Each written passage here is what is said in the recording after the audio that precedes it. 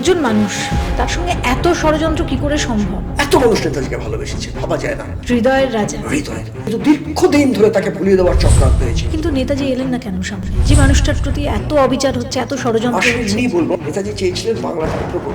ষড়যন্ত্রটা অনেকদিন আগের থেকে। এবং কেউ কেউ বোধহয় রাজনৈতিক কারণে, অর্থনৈতিক কারণে কিন্তু নেতাজি যথাযথ কাজ করেনি। একটা জায়গাতে ষড়যন্ত্র চলছে, আমাদের কাছে খবর আছে। তারা চেষ্টা করছে অ্যানিটা প্যাফকে সামনে রেখে ছাইয়ে আসবার জন্য, এবং বর্তমান সেন্ট্রাল গভর্নমেন্টের উপর চাপ সৃষ্টির পরিকল্পনা নিয়েছে। আপনি যা বলছেন তার মানে অনিতা পাফ তিনি নেতাজি সুভাষচন্দ্রের মেয়ে নন। লিগালি, বায়োলজিক্যালি কেউ না। ফাইল তো কথা বলে, তাতে দেখা যাচ্ছে বহু আগেই জওহরলাল নেহরু জেনে গেছিলেন এমিলি কেউ না। 8ই আগস্ট বিশ্বের কোথাও সামরিক অসামরিক বিমান 1945 আটলাস ভেঙে পড়েনি। আমরা যে চিঠিপত্রগুলো দেখেছি, চোখে জল চলে আসবে যে একটা মানুষ শুধু হ্যাঁ বললে ব্রিটিশটাকে এশিয়ার ডিক্টেটর করে দিত। একটু যদি আপোষ করতেন, একটু যদি জওহরলাল বা গান্ধীজির সঙ্গে আপোষ করতেন, তাহলে তাকে কিছু ফিরে তাকাতে হতো না।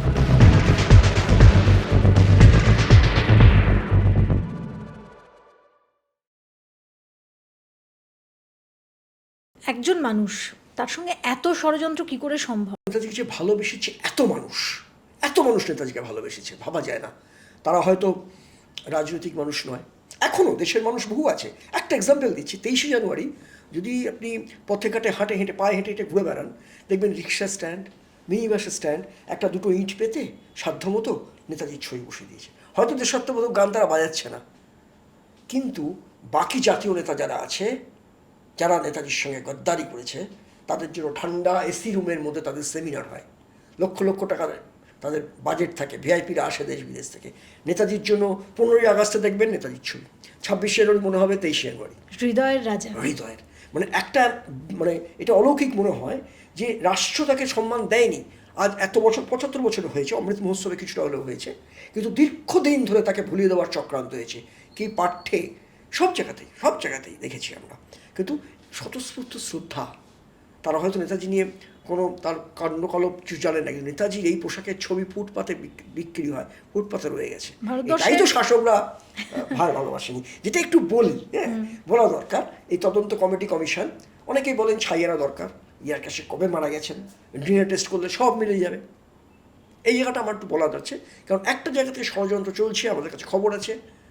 দাবিদার পরিবারের কিছু মানুষ, কিছু একটি বিশেষ পুরনো রাজনৈতিক দলের মানুষজন, নেতাজির নামে সংগঠন চালায়, ইউপিতেও তারা আছেন। তারা চেষ্টা করছে অ্যানিটা প্যাফকে সামনে রেখে ছাইয়ে আসবার জন্য, এবং বর্তমান সেন্ট্রাল গভর্নমেন্টের উপর চাপ সৃষ্টির পরিকল্পনা নিয়েছে। আপনি কিসের ভিত্তিতে বলছেন? এটা আমার কাছে খবর এসছে, মানে অসমর্থিত বলবো না, তারা অলরেডি পোস্টার করেছে। আমি তাদের নাম নিতে চাই না, নাম নিয়ে তাদের বিখ্যাত করতে চাই না। তার সঙ্গে আমার বিবাদ বিতণ্ডা হয়েছে অনেক। তারা অ্যানিটা প্যাফের ছবি দিয়ে বলছে 30শে ডিসেম্বর আজাদ হিন্দের যে পতাকা তুলেছিল আন্দামানে, সেটাকে ভিত্তি করে ছাই আনতে হবে, এবং তারা সামনে আনছে অ্যানিটাকে। আর তাদের সঙ্গে যারা আছেন, যদি আমরা সার্চ করে দেখি, এখন তো সিসিটিভির মতো গোয়েন্দাগিরি করা যায়, কারা কারা কানেকশান দেখতে পাচ্ছি, কংগ্রেসের সঙ্গে যুক্ত অনেকেই। আপনি যা বলছেন তার মানে অনিতা পাফ তিনি নেতাজি সুভাষচন্দ্রের মেয়ে নন। লিগালি, বায়োলজিক্যালি কেউ না। নেতাজি সুভাষচন্দ্র বসুর কাছে, আবার আমি রিপিট করছি, নথি আছে, লিগালি বায়োলজিক্যালি নয়। যে এমিলি শেঙ্কলের কথা আমরা জানি, 35-এর মাই আঙ্কেল নেতাজি, অশোকনাথ বসুর বইতে যার ছবি দেখতে পাচ্ছি, স্টেনোগ্রাফার, তার সঙ্গে ছবির মিল নেই। 37-এ, 35-এ যে এমিলি শেঙ্কলকে দেখানো হচ্ছে। কৃষ্ণা বসু নেতাজির রিসার্চ গ্রুপের দায়িত্বে ছিলেন, তিনি একটি রাজনৈতিক দলেরও ব্যক্তিত্ব ছিলেন, নিরোধসি চৌধুরীর ভাইজি। ইয়েস। আমার কোনো রাজনৈতিক দলের প্রতি কোনো হিংসা, মানে বিরোধিতা নেই, তারা রাজনীতির সঙ্গে যুক্ত নেই। কোনো পরিবারের প্রতি অপমান করা, কোনো ব্যক্তিকে অসম্মান করতে চাই না, কোনো মহিলাকে অসম্মান করতে চাই না। কিন্তু ইতিহাসের স্বার্থে, নেতাজির স্বার্থে এটা বলতেই হবে। কৃষ্ণা বসু যে বই লিখেছেন এমিলি অ্যানিটাকে নিয়ে, বাংলা এবং ইংরাজিতে, তার পেজ 49-50 আমরা যদি দেখি, 4টে ছবি আছে। 4টে ছবিতে ক্যাপশনে আছে সুভাষ বোস এনেছি, এমিলি অ্যান্ড সুভাষচন্দ্র বোস ছবি আছে। খালি চোখে, কোনো সায়েন্টিস্ট হতে হবে না, কোনো ফরেন্সিক এক্সপার্ট হতে হবে না, খালি চোখে আপনি দেখতে পাবেন যে 4টে আলাদা আলাদা মহিলা, ডিসেম্বরের 37-এ তোলা। মেনে নেবো আমরা এগুলো? 37 কেন করা হয়েছিল আমরা জানি, নেপথ্য কথা বলছি না, তারা সব জ্ঞানেই করেছিলেন। তাদের পাবলিকেশনস আমার বানাচ্ছি না, তাদের নিজস্ব পাবলিকেশনস তাদের বইতেই এই চার রকমের। আমরা যে আমরা SIR হচ্ছে চারদিকে, জন্মের শংসাপত্রটা গুরুত্বপূর্ণ জিনিস। জওহরলাল যে ডিক্লাসিফিকেশন সেন্ট্রাল গভর্নমেন্ট করেছেন, ফাইল তো কথা বলে। তাতে দেখা যাচ্ছে বহু আগেই জওহরলাল নেহরু জেনে গেছিলেন এমিলি কেউ না। দেখা যাচ্ছে সেই ফাইলে শংসাপত্র তার ইংলিশ ট্রান্সলেট করা হয়েছে, নেম অফ দি ফাদার ফাঁকা, মাদারের নাম দেখা যাচ্ছে Carolina Emily Schenkl. Who's Carolina Emily Schenkl আমরা জানি না। মানে অনিতা পাফের yes, birth certificate Caroline Emily Schenkl. আচ্ছা, 29শে নভেম্বর 42। আমার প্রশ্ন, যে বার্থ সার্টিফিকেট নেতাজির নাম নেই, সুভাষচন্দ্র বসুর কোনো কানেকশন নেই, লিগালি কোনো কানেক্টেড নেই। এবার দেখা যাচ্ছে দাবিদার পরিবারের নেতাজিরই এক ভাইপো, তিনিও খুব সক্রিয় ভূমিকা নিয়েছেন। আমরা গোপনে ভারত সরকারের ট্যাক্সের পয়সায় টাকা পাঠানো হতো জনৈকা ভদ্রমহিলা এমিলি শেঙ্কেলকে। এই ফাইলে আমরা এসেছি। সেই টাকা কিসের খরচ? তার সিগারের খরচ, তার মদের টাকার খরচ, তার লিস্ট বেরিয়ে এসছে এই সেন্ট্রাল গভর্নমেন্টের ফাইলে। কার? এমিলি শেঙ্কেলকে কি খরচে পাঠানো হচ্ছে, 6,000 টাকা পাচ্ছেন না অভিযোগ করেছেন। কোন এমিলি শেঙ্কেল জানি না, কেন আমরা 4-5 রকম এমিলি শেঙ্কেল দেখতে পাচ্ছি, 5টা মুখ দেখতে পাচ্ছি। কোন এমিলি শেঙ্কেল? এমনকি নেতাজির এক ভাইপো অমিয়নাথ বসু, তিনিও কিন্তু বারবার নেহেরুকে জানাচ্ছেন যে পাচ্ছেন না টাকা, কেন এমিলি শেঙ্কেলকে দেওয়া হচ্ছে না কেন। এগুলো কিন্তু প্রকাশ্যে কিছু আসেনি, প্রকাশ্যে এসছে পুরো ঘটনাটা আমরা 49-এ দেখব। তা এগুলো ভেতরে ব্যাপারগুলো ঘটে গেছে। এবার আমরা দেখতে পাবো যে এই ওখানকার রাষ্ট্রদূতকে দিয়ে ভিয়েনার থেকে বলা হচ্ছে এমিলি শেঙ্কেলকে যেন নাগরিকত্ব দেওয়া হয়, ভারতীয় নাগরিকত্ব দেওয়া হয়। এর ভিত্তিতে জাল একটা চিঠি আছে, জাল চিঠি কেন বলছি আমি বলছি, আর ওই ভিত্তিহীন বার্থ সার্টিফিকেটে 49-এর মার্চে সন্মার্ক পত্রিকায় প্রথম ভারতবর্ষের সংবাদ বেরোয়। তখন শরৎ বসু বেঁচে আছেন, নেতাজির দাদারা বেঁচে আছেন, যে নেতাজির 8 বছরের ছেলে আছে 49-এর, এবং তিনি বিবাহ করেছেন ওখানে। ছোট্ট খবর। আমি লখনৌ গিয়ে খোঁজ খবর করেছিলাম, বললো পুড়ে গেছে, কপি নেই, তবে ফটোস্টেট কপি আমাদের কাছে আছে। তখন রামগতি গাঙ্গুলি বেলারসের ফরওয়ার্ড ব্লকের নেতা, তিনি চিঠি লিখলেন শরৎ বোসকে যে আমরা কি শুনছি সুভাষ বসু বিবাহ করেছেন। তখন শরৎ বোস লিখেছেন জাস্ট ইগনোর দিস, এই টাইপের খবর ইগনোর করার জন্য। তার চিঠি আমাদের কাছে আছে, ছবিটি, ইটস পাবলিশড অলসো। শরৎ বসু হঠাৎ মারা গেলেন 50-এর 20শে ফেব্রুয়ারি সম্ভবত। তারপরেই ওনার স্ত্রী একটা হঠাৎ আনন্দবাজারের ফার্স্ট লাইনে বেরোলো, আমার অসমাপ্ত কাজ আমার কন্যা সম্পূর্ণ করবে বলে একটা চিঠি বিভাবতী বসু লিখছেন। তার আগের যে ব্যাপারটা, উনি ভিয়েনায় চিকিৎসা করতে গেছিলেন, সব জায়গায় চিকিৎসা করে অ্যানিটার সঙ্গে ছবি আছে, আরও বসবাড়ি অনিটা, ছোট্ট অনিটা বসে আছে, তা এমিলি শেঙ্কেলের ছবি, শরৎ বসু রয়েছেন, বিভাবতী বসু রয়েছেন। যখন উনি কলকাতা এয়ারপোর্টে নেমেছেন, সাংবাদিকদের সামনে শরৎ বসু বলছেন আমাকে প্রতারণা করা হয়েছে, প্রবঞ্চিত হয়েছি। বসুমতীর নিউজ, সেই নিউজের ভেতরে বলছেন সত্যনারায়ণ বক্সী উপস্থিত আছেন এয়ারপোর্টে, পারিবারিক পুরোহিত এবং বন্ধু অশোকনাথ শাস্ত্রী আছেন, নেতাজির দাদা ডাক্তার সুনীল বসু আছেন। সেখানে শরৎ বসু বলছে আমাকে ভিয়েনায় নিয়ে গিয়ে প্রবঞ্চিত করা হয়েছে, নেতাজির নামে কুৎসা বন্ধ হোক। এটা অন রেকর্ড পাওয়া গেছে, আছে, বসুমতীতে বেরিয়েছে। কি অত খুব বিবাহের গল্পটা সহ্য করতে মিথ্যা। আচ্ছা, এইবার দেখা যাচ্ছে ওই চিঠিটা বেরোলো, যে একটা বাংলায় লেখা চিঠি, হাতের লেখা, ডেডলাইন 8ই ফেব্রুয়ারি, যে পরম পূজনীয় মেজদাদা, আমি আবার বিপদের পথে রওনা হইতেছি, হয়তো পথের শেষ দেখিব না। আমি এখানে বিবাহ করিয়াছি, আমার কন্যা হইয়াছে, আমার অবর্তমানে আমাকে যেমন দেখেছেন তাদের সাহায্য করো, এটি তোমার সুহাস। খুব আবেগ, এই চিঠিটার অনেক গল্প আছে। কেরাম এই বাংলায় লেখা চিঠি, দুটো দিক আছে। একটা কীভাবে এমিলি শেঙ্কেলের কাছে গেল, এক এক রকম, এক একজন এক এক রকম বলছে। কেউ বলছেন নাথুলাল পারেখ হাতে হাতে দিয়েছিল, কেউ বলছে শরৎ বোসকে দিয়েছিল। সে চিঠি গণ্ডগোলে, ফাইলে আমরা দেখছি। সেই চিঠি বসু পরিবার, দাবিদার বসু পরিবার তাদের বইতে দিয়েছে। তাদের 80 সালের যে এডিশন, ওই চিঠির এডিশন পরবর্তী চিঠি পাল্টেছে। চারবার ওই চিঠি বদলানো হয়েছে। কেরাম বদলানো হয়েছে, কে করেছিলেন আমরা জানি, বসু পরিবার থেকেই করা হয়েছিল। কেন করা হয়েছিল?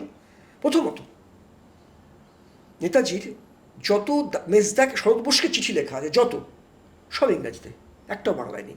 বাকিদের কি সব বাংলা, মমতা থেকে বাংলা লিখেছেন, একটাও নেই। এটা গুমনাই বাবা বলছেন, আমি ট্যালি করে দেখলাম পরে, সত্যিই তাই। আমার হাতে প্রচুর শরৎ বোসকে সবসময় নেতাজি পারিবারিক চিঠিতে মাঙ্গলিক চিহ্ন থাকতো, ঈশ্বর সহায়, কালীমাতা সহায়, ওম, এইসব লিখতেন পারিবারিক চিঠিতে। 100 পারিবারিক চিঠিগুলোতে লিখতেন, নেই। তার দাদাকে আপনি বলে কথা বলার রেওয়াজ ছিল। আপনি জায়গা তুমি, তোমার সুভাষ। এই চিঠিটা নিয়ে একজন আইসিএস ত্যাগী, দুবারের নির্বাচিত কংগ্রেস সভাপতি এত কাঁচা কাজ করবেন? ওয়াইফের নামটি লিখলেন না, যে কেউ তো ব্ল্যাকমেল করবে, কন্যার নামটি লিখলেন না।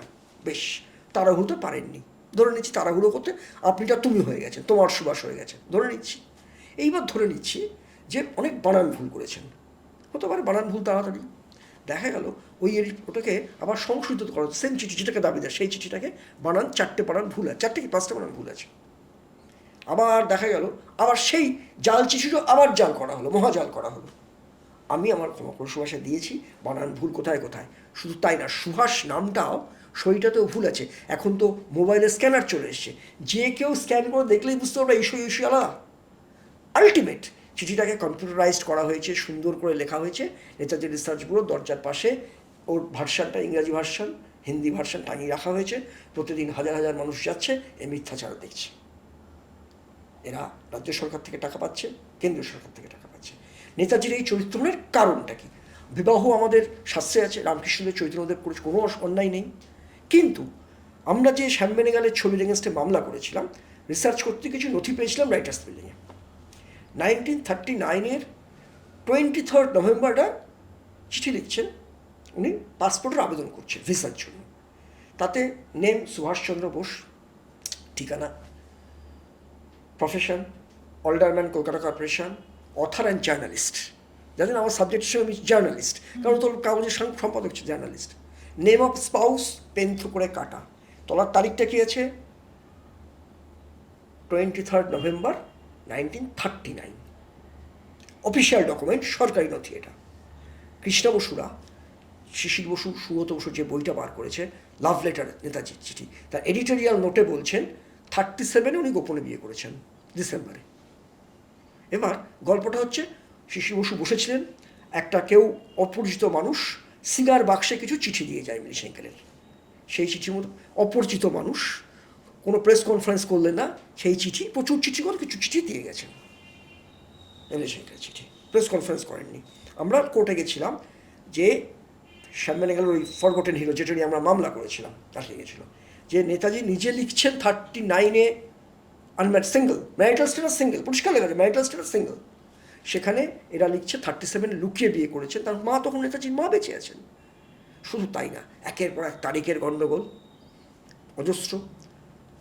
প্রথম যে ছেলে ছিল 8 বছরের 49-এ, 51-এ 8 বছরের ছেলে জেন্ডার চেঞ্জ হয়ে কন্যা হয়ে গেল।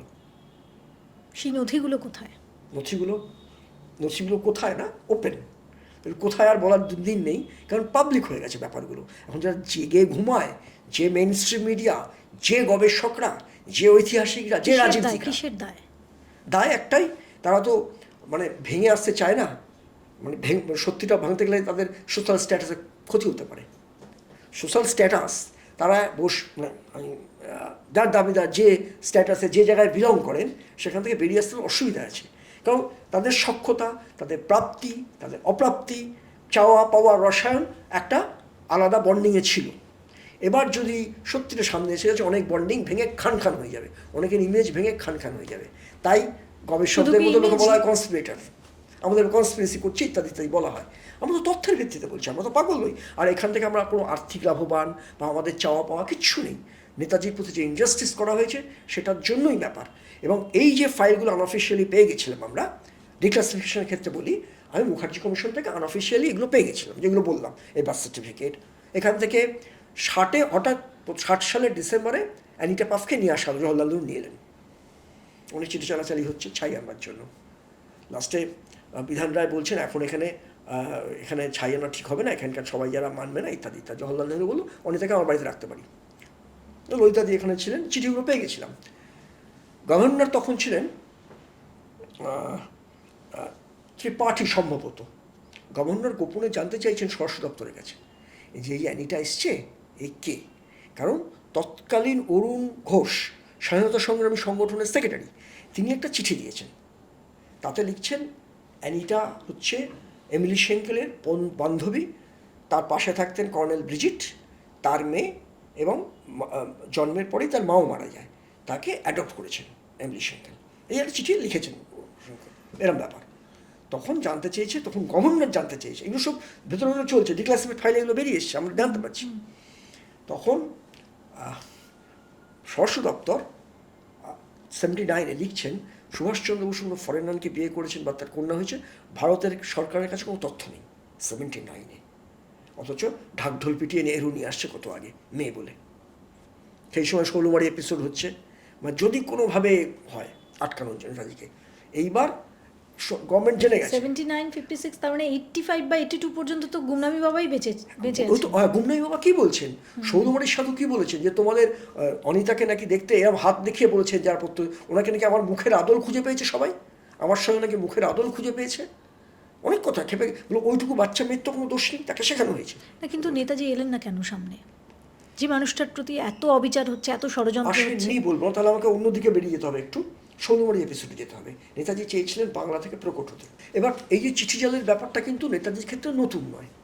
একসময় জনকীনাথ বসু সুভাষচন্দ্র নিয়ে জাল হয়েছিল। তারপরে যখন উনি ভিয়েনায় ওনার গলব্লাডার অপারেশনের জন্য গেছেন, ওনার একটা উইল করে গেছিলেন, বসবাড়ির তরফ থেকেই পেয়েছি, তারা উল্লেখ করেছেন। ডক্টর ডোমেলের হাতে দিয়েছিলেন চিঠিটা, এবং ওটা অ্যাটর্নি নৃপেন্দ্রনাথ মিত্রের হাত ঘুরে আসে। তাতে উনি বলেছেন নাকি বলছে এই কারণে সে উইলিয়াম দেখিনি, তাতে বলছেন আমার যা সম্পদ তা দেশবাসীর, আর আমার যা দায় আমার মেজদাদা শরৎ বসুর। শিশি বসু বসুবাড়িতে লিখেছেন। দুর্ভাগ্য সমসাময়িক নথিপত্র চিঠিপত্র আমরা পেলেও সে উইলটা কিন্তু আমরা দেখিনি।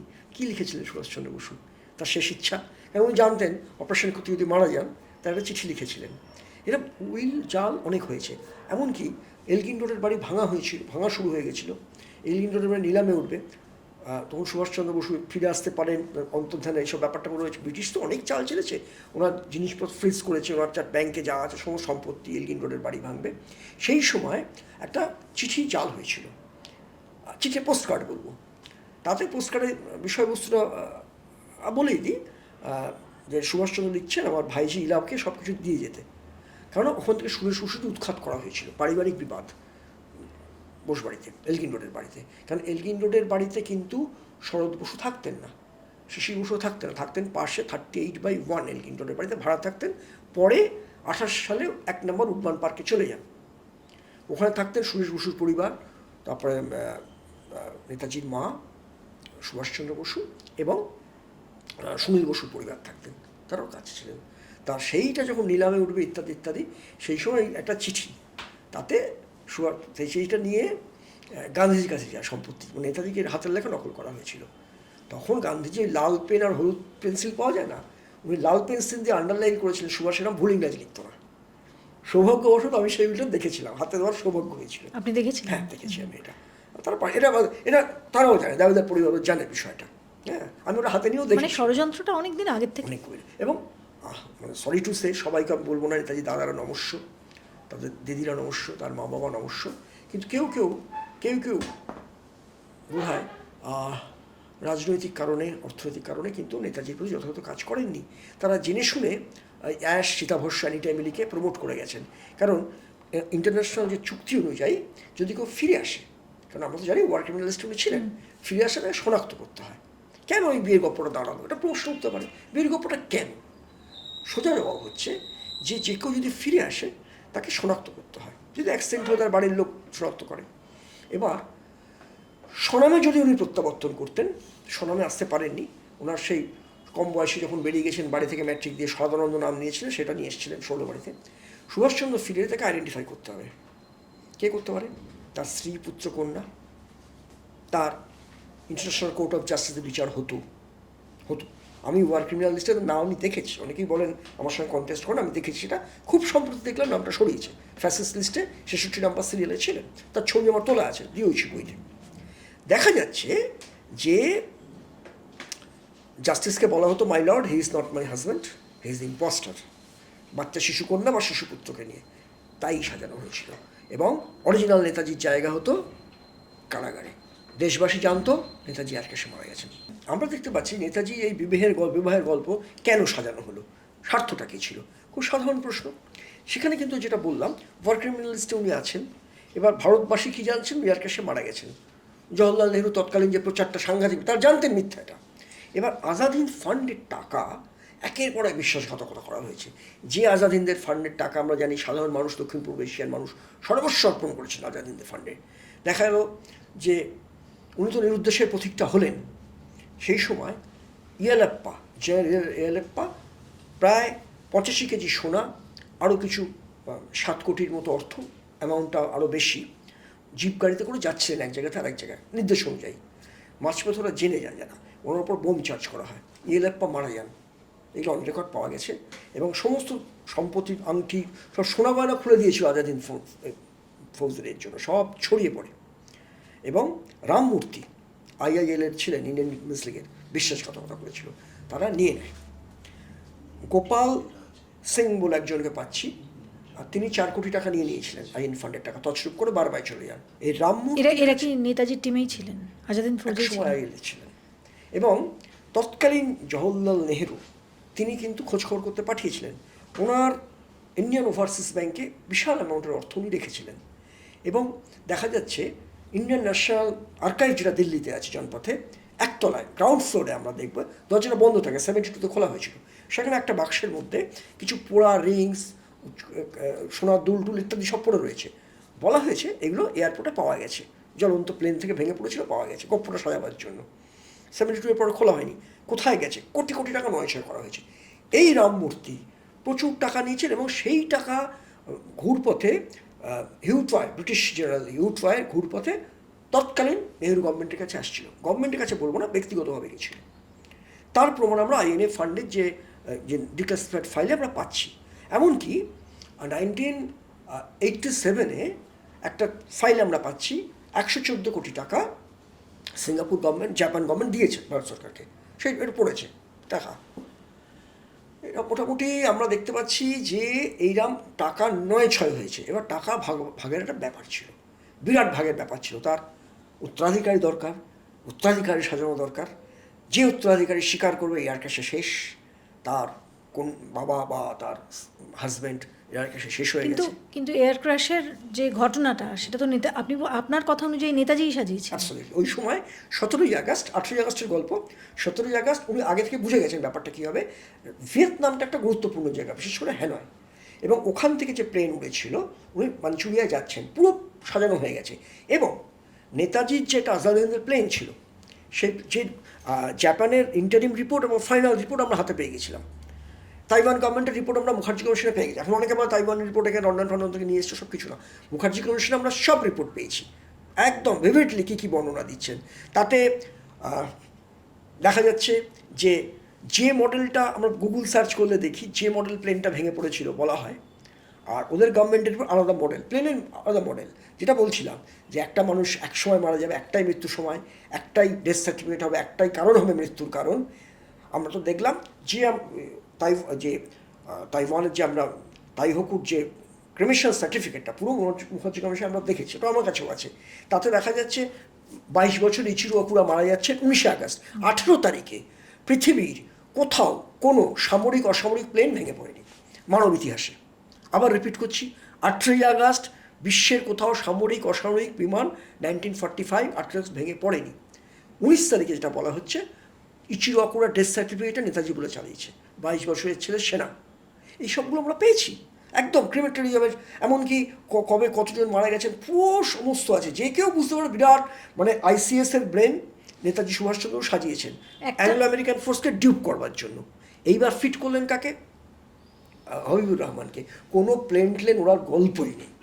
এবং উনি ওনার স্টেনোগ্রাফার ভাস্করনকে বলছেন, মুখার্জি কমিশন আমরা পেয়েছি, ভাস্করনকে বলছেন জন থিভিকে চিঠি লিখছেন একদম লনের মধ্যে বসে, যে আমি দূর যাত্রা করব, কে জানে, আর দূরাকাশে প্লেন যাচ্ছে, হয়তো প্লেনেই আমি হয়তো মারা যাব, আমার হয়তো এরকম বিমান দুর্ঘটনায় মারা যাব। কবে লিখছেন? 17 তারিখে।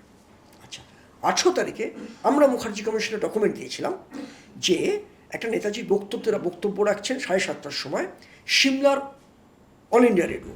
তারা ওটাকে রেকর্ড করেছে, তারা রিপোর্ট তারা বলছেন যে আমরা ভারত দু বছরের মধ্যে স্বাধীন হয়ে যাবে ইত্যাদি ইত্যাদি। আমরা প্লেস করেছিলাম, দাবি করা হচ্ছে ওটা রেকর্ডেড। কৌশলে দেখলাম তৎকালীন ভারত সরকার নেতাজির ওই 18ই আগস্টের বক্তৃতাটাকে করে দিয়েছে 16ই আগস্ট। এটা কিন্তু আমরা কমিশনকে জানিয়েছিলাম যে এই দ্বিচারিতা কেন করেছিল ওই সময়কার গভর্নমেন্ট। SAIR যে বইটা গভর্নমেন্ট অফ ইন্ডিয়ার পাবলিকেশনসে 18ই আগস্টের ভাষণ নেতাজির, স্বাভাবিকভাবেই উনি সুস্থ আছেন 18ই আগস্টের। আচ্ছা, এইবার দুর্ঘটনার পরে দেখা যাচ্ছে 23শে আগস্ট 5 দিন চুপচাপ, কোনো খবর নেই। 23শে আগস্ট ডোমেইন নিউজ এজেন্সি বলছেন এর আগে সুভাষচন্দ্র বসুর মৃত্যু হয়েছে, একটা প্রাইভেট নিউজ এজেন্সি বলছে, BBC বলছে। কিন্তু দাবিদার পরিবার তারা বইতে যে গল্পটা লিখেছেন, যে সুন্দর নাটকীয় উপন্যাস লিখেছেন, তাতে সিনেমায় ফরগটেন হিরোতেও দেখানো হচ্ছে যে 18ই আগস্ট ছোট্ট মেয়ে অ্যানিটা তার চুল আঁচড়ে দিচ্ছে তার মা এমিলি সেঙ্কেল। হঠাৎ BBCতে খবর এলো ফ্যাসিস্ট সুভাষচন্দ্র বসু মারা গেছেন। ওই খবরটা উনি শুনেছেন, সঙ্গে সঙ্গে এমিলি সেঙ্কেল ওই বাচ্চাকে জড়িয়ে ধরলেন, বলে কাঁদছেন। খুব সিনেমাটিক ব্যাপার, যেখানে 23শে আগস্টের আগে খবরটাই বেরোয়নি, উনি 18ই আগস্ট জানছেন কী করে? শুধু তাই না, চিতাভস্যের গল্পটা গেল, 1 মাস পরে ওখানে যাচ্ছেন এবং নেতাজি সুভাষচন্দ্র বসু অলরেডি ওখানে চলে গেছেন। ডিক্লাসিফাইড ফাইলে কোথায় গেছে? রাশিয়া, সোভিয়েত রাশিয়া, একদম সোভিয়েত রাশিয়া। ওনার পর 19শে ডিসেম্বর 19শে ফেব্রুয়ারি ওনার ভাষণ আমরা শুনতে পাচ্ছি। 46 ফেব্রুয়ারি ভাষণ দিচ্ছেন নেতাজি সুভাষচন্দ্র। ভাষণ এগুলো কিন্তু ডিক্লাসিফাইড ফাইলে এসছে, একদম অন রেকর্ড এগুলো, যে আমি একজন সুপার পাওয়ারের আন্ডারে আছি, শেল্টারে আছি ইত্যাদি ইত্যাদি। এগুলো বেরিয়েছে অন রেকর্ডে, ন্যাশনাল আর্কাইভের ডকুমেন্ট। সেন্ট্রাল গভর্নমেন্ট সেটা জানে। ইয়েস, এবং জানে শুধু তাই না, বিগ মিডিয়াটাকে বলছে কিছু পাওয়া যায়নি, অশ্বডিম্ব পাওয়া গেছে, তারা পড়েইনি ফাইল। এবার মুখার্জি পড়েনি না চেপে দিতে চেয়েছে? চেপে দিতে চেয়েছে। বাংলার একটা শ্রেণীর মিডিয়া, বিশেষ করে বাংলার মানে প্রাইম যে মিডিয়া, তথাকথিত big media, big media, big house, তারা সমানে প্রমোট করে গেছে একদল মিডিয়া হাউস যে নেতাজি যে যে অন্য গল্পটা এবং তাদের মৃত্যুর গল্পটা পরবর্তীকালে যারা আছে দেখবেন তারাও সেটাকে ফলো করে। এটা কি সিস্টেম হয়ে গেছে, কিছু না। এখনকার সাংবাদিকতাটা না, যদিও আমি সাংবাদিকতা পড়িয়েছি 14 বছর, কোনো পড়াই সাংবাদিকতা, সম্পাদক কাগজের আমি, কিন্তু সাংবাদিকতাটা হয়ে গেছে আমরা পড়াই ভারতের সংবিধান 1901 স্বাধীনতা, বাক স্বাধীনতা সংবিধানে পড়াই, খুব ভালো কথা, প্রশ্ন করি। কিন্তু স্বাধীনতা মানে সাংবাদিকের স্বাধীনতা নয়, মালিকের স্বাধীনতা। সম্পাদকের স্বাধীনতা নয়, মালিকের স্বাধীনতা। কারণ আমরা জানি এমন একটা ঘটনা ঘটেছিল, মহানিষ্ক্রমণে যখন কলকাতায় ফাইলগুলো বেরোলো, মুখার্জি কমিশনে আমরা পেয়েছিলাম ওয়েস্ট বেঙ্গল গভর্নমেন্টের হাতে কী ফাইল আছে গেছিল। যখন ডিক্লাসিফাইড হলো 15 সালে, এখানে CM বার করলেন, তখন ক্যাটেগরিক্যালি বলেছিলাম 13টা ইম্পর্টেন্ট ফাইল দেওয়া, 12টা ফাইল দেওয়া হয়নি, 13টা নতুন ফাইল যোগ হয়েছে। এটা নিয়ে হইচই হলো, কিছু কিছু কাগজে বেরোলো। CM বললেন সব ফাইল দিয়েছি। আমার কাছে এফিডেভিট করা রয়েছে, কোন ফাইলগুলো নেই। 1941 কলকাতার বাড়ি থেকে সুভাষচন্দ্র বসু চলে যাচ্ছেন, সেই ফাইল গেল কোথায়? মহানিষ্ক্রমণ। ইয়েস, ওই যে গল্প নেই। আমি শ্যাডো ফাইল পেয়েছি দিল্লিতে, সেটা বলবো আমি, শ্যাডো ফাইল পেয়েছি, তার মুখার্জি শ্যাডো ফাইল পেয়েছি, এবার নেই। এবং একটা ঘটনা আমি দেখেছিলাম মুখার্জির মানে ডিক্লাসিফিকেশনের আগে, এই পুলিশ মিউজিয়ামেই ঠিক কয়েক মিটার দূরে আছি, দেখতে পাচ্ছি অজস্র ফাইল নেতাজি, অজস্র, চোখের সামনে। যিনি তার দায়িত্বে ছিলেন তাকে বললাম একবারটি সুযোগ দিন না, বলে সবই নেতাজির ওপরে ফাইল, অজস্র, 4-5টা র্যাক ভর্তি। ওনারা কিছু মনে করবে না, আমাদের চাকরি নিয়ে টানাটানি হবে, দেয়নি। কিন্তু বেরোলো কটা? 63টাই কটা। এইবার আমি নিউজে স্টেটমেন্ট দিয়েছিলাম, নষ্ট হয়ে গেছিল, একটা বিশেষ জায়গায় চলে গেছে, আমার যেটা মনে হয়। কোথায় কি আমি তো শিওর নই, অনুমান করতে পারি কোথায় গেছে। আমরা দেখলাম ডিক্লাসিফিকেশনের দিন, তার আগের দিন একটি বিগ মিডিয়া তারা বলছে এই যে এনি টাইমলি চিঠি আছে, এই ফাইলে কী আছে তারা আগে থেকে জানছে কী করে। কৃষ্ণা বসু একটা বড় চ্যানেলে বললেন ফাইলটা তাড়াহুড়ো করে দেখার বিষয় কিছু নয়, ধীরে সুস্থ দেখতে। আমি এই ফাইল দেখেছি। আমার প্রশ্ন, পাবলিক হওয়ার আগে একটা বিশেষ বিগ হাউস, একটা মিডিয়া, একটা দাবিদার পরিবার, তারা কি করে সকালবেলা থেকে পাবলিসিটি দিতে শুরু করে দিল ফাইলে কী আছে। এবং দেখা যাচ্ছে সেই ফাইলের অনেক গোজামিল আছে, আমরা দেখেছি। গোজামিল মানে সাংঘাতিক, একই পুরোনো কাগজ পাওয়া কোনো ব্যাপার না, করেছে অনেক কিছু। একটা জায়গায় সাংঘাতিক আছে, সেখানে 1968-এর 19শে এপ্রিল ইন্দিরা গান্ধী প্রধানমন্ত্রী তাকে একটা সিক্রেট চিঠি লিখছেন নেতাজি সুভাষচন্দ্র শিশির বসু। তাতে জানতে চাইছেন প্রধানমন্ত্রীর কাছে, গোপন সিক্রেট লেখা কিন্তু ওপরে, যে তার কাকা কলকাতার বাড়ি থেকে কী বলে কাবুলে গেছেন, সরকারের কাছে এই ডকুমেন্টটা জানতে চাইছেন। এটা নিয়ে একটা ইংরাজি দৈনিকে বেরিয়েছিল। শিশির বসু ইন্দিরা গান্ধীর কাছে জানতে চাইছেন তার কাকা কীভাবে কলকাতার বাড়ি থেকে গেছেন, তিনিই তো নিয়ে গেছেন। সিক্রেট। এটা তিনি কবে গল্পটা চালু করলেন? 70 সালে, 30 বছর পরে। আগে হালকাভাবে ভাসানো ছিল ভগৎরাম তলোয়ার এই 90 শরৎ বসু বাড়িতে, আমি বলতে কোনো দ্বিধা নেই, তার বাড়িতে বসে এখনকার মডার্ন ল্যাঙ্গুয়েজ যদি বলি সেটিং করে লেখা হয়েছিল পুরো। কারণ প্রচুর ডিসক্রিপেন্সি আছে, মানে প্রচুর স্ববিরোধিতা আছে। যেটা আমরা যেটা দেখেছি মহানিষ্ক্রমণের গল্পটা একটা চূড়ান্ত ফ্রড, যেটা প্রচলিত গল্প। 17ই নিয়ে যাচ্ছেন, 68 জন আইবির লোক 24 ঘন্টা পাহারা দিচ্ছে, কেউ দেখলো না, গাড়ি চালিয়ে বেরিয়ে গেল। সিনেমাটিক কায়দায় প্রিন্টার ছিল না, সামনে দিয়ে বেরিয়ে গেলেন। আচ্ছা, বেরিয়ে গেলেন, সামনে দিয়ে কেউ জানলো না, শিশির বসু গাড়ি চালিয়ে নিয়ে চলে গেলেন। একটাকে উঁকি মেরেও দেখলো না। এটা নেক্সট টু ইম্পসিবল। আমি এটা নিয়ে অনুসন্ধান করেছিলাম, একটা বড় সাপ্তাহিক পত্রিকাতেও কাভার স্টোরি করেছিলাম, নেতাজি প্রকৃত সঙ্গী কে ছিলেন। আমরা ছোটোবেলায় জানতাম ওই সেই গাড়ির ওপর হাত দিয়ে নেতাজি স্পর্শ নেওয়ার চেষ্টা করতাম। কালো গাড়ি ছিল, পাল্টে গেল সাদা গাড়ি, মিউজিয়ামে দেওয়া গাড়ি হয়ে গেল এখন পিকক ব্লু কালারের হয়ে গেছে সেই গাড়ি। এবং ওইটা লেখার পরে দেখা গেল সেই গাড়ির 50 লক্ষ টাকা ব্যয় করে রাজ্য সরকার দিয়েছিল 50 লক্ষ টাকা, 25টা যন্ত্রাংশ চেঞ্জ করা হলো গাড়ির। শুধু তাই না, তৎকালীন রাষ্ট্রপতিকে সেই গাড়ি করে চালানো হলো। আমার বক্তব্য, কোনো একটা গাড়ি যদি মিউজিয়ামে দেওয়া হয় তাকে কি চালানো যায়? রবি ঠাকুরের গাড়ি শান্তিনিকেতনে আছে, সেই গাড়ি কি চালানো হবে? জগদীশচন্দ্র বসুর গাড়ি আছে, আমরা কি এরকম হয়? হয় না। কেন যন্ত্রাংশ চেঞ্জ করা হলো? যন্ত্রাংশ চেঞ্জ করার সময় চারদিকে প্রচণ্ড রকমের ব্যারিকেড ছিল, কুকুর ছেড়ে রাখা হয়েছিল, চারদিক থেকে ঘিরে অনেক কিছু করা হয়েছিল। কীভাবে চেঞ্জ করা হয়েছে, কারা চেঞ্জ করেছেন, ইত্যাদি ইত্যাদি। আমার প্রশ্ন, সিআইএর যে document, office of strategic service, সিআইএর ডকুমেন্ট, আমেরিকান ডকুমেন্ট, ওরা কিন্তু তখন নাম ছিল OSS, office of strategic service, ওটা ডিক্লাসিফিকেশন 90s হয়েছে। তাতে সাদ্দুল সিং কবি, তাকে কিন্তু অন্য ভার্সান, তাতে বলছেন নেতাজি শিখের ছদ্মবেশে সেখান থেকে গেছেন। শিখ কয়েকজন শিখ ঢুকেছিলেন, আবার শিখ বেরিয়ে গেলেন, সাদ্দুল সিং কবি সে নিয়ে গেছেন।